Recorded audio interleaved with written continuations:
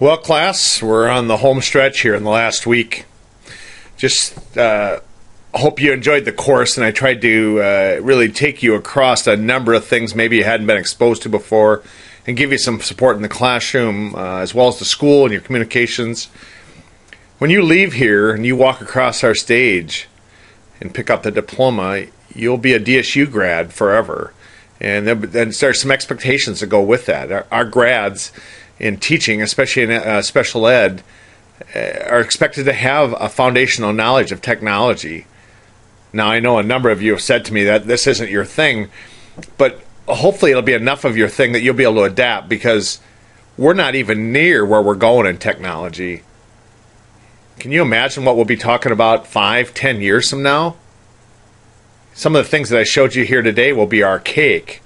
But if you have that foundational knowledge to build on, you'll be able to adapt with each of those things. And all I can say to you as a DSU grad, please embrace that and welcome it and give it your best on your way to teaching the students of our country.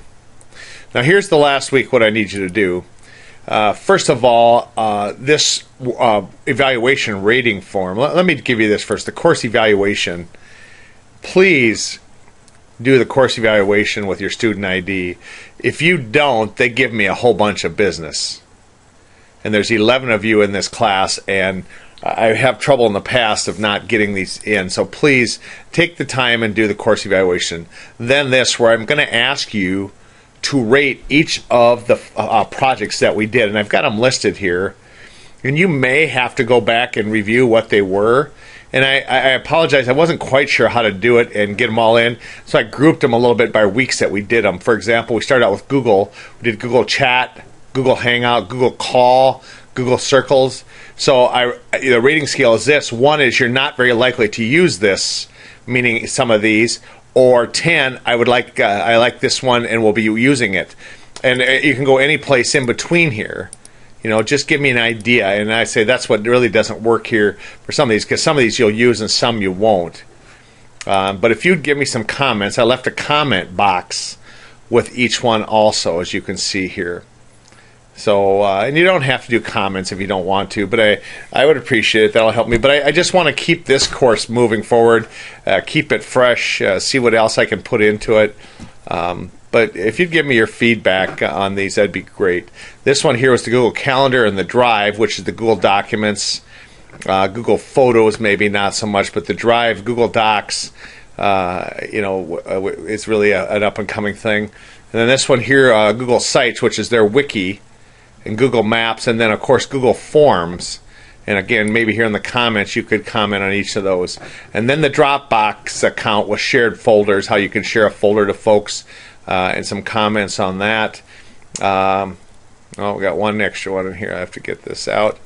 Let me show you how we're going to do that. We'll take it out just like this. Come down here. Google, Dropbox. So this one is now gone.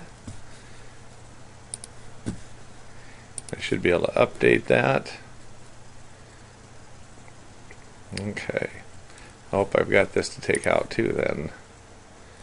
An extra Dropbox.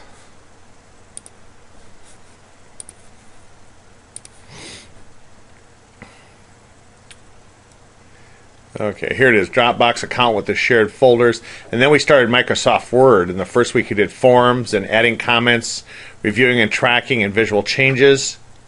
And then we did, next week we did Microsoft Word with the Reluctant Writers thing, where we had the little call-outs where you got folks writing to, making up stories. Then templates, you did a couple templates. And then macros. The macro was where you could hit just one click and it would insert whatever you wanted to do. And then we went to PowerPoint. We did self-correcting right away with the action buttons and voice in. Then we did mouse over and text box. Then we did flow charts. That's where you'd click on one and the answer would flow into a box. Scanning was the circle that would work with a big button, a jelly bean button or something like that. And then the drag and drop. And then we went to Microsoft Excel. We did the self-correcting math facts, the math workbooks. We did all 4 of the operations in one. And the conditional formatting one was where if they did the right answer, part of the thing would become uncovered, and then the printing the big pictures where you took one picture and you would spread it out over 4 pages or 6, however you want to do it. And again, I remind you on that, you got to have a lot of pixels in a picture to do that, and sometimes your best bet is a picture you would take, because the camera you would take it with would have more pixels than a lot of ones that are published. But you'd have to work with that to see what it's going to look like.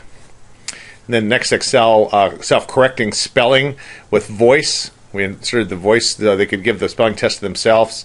Inserting comments and self-correcting pictures, where you slid the picture underneath the grid. And then Jing, where you can do screen recordings and upload it into your wikis and web pages. And then Blackboard Collaborate, we did together on the online together. It's an online teaching tool. And then Click and Speak, the hat, cool timer, stopwatch, Izu, some classroom type things there. And then if you would submit that to give me something to look at for next year. So that's where we're headed for the final week here. And nice having you. Some of you will go on now and get on with your level 3s in student teaching. Some I'll have in other courses in my SPED 420 and SPED 460 yet. But hopefully you've got an idea of how this is going to work. Have a good day. Have a good break.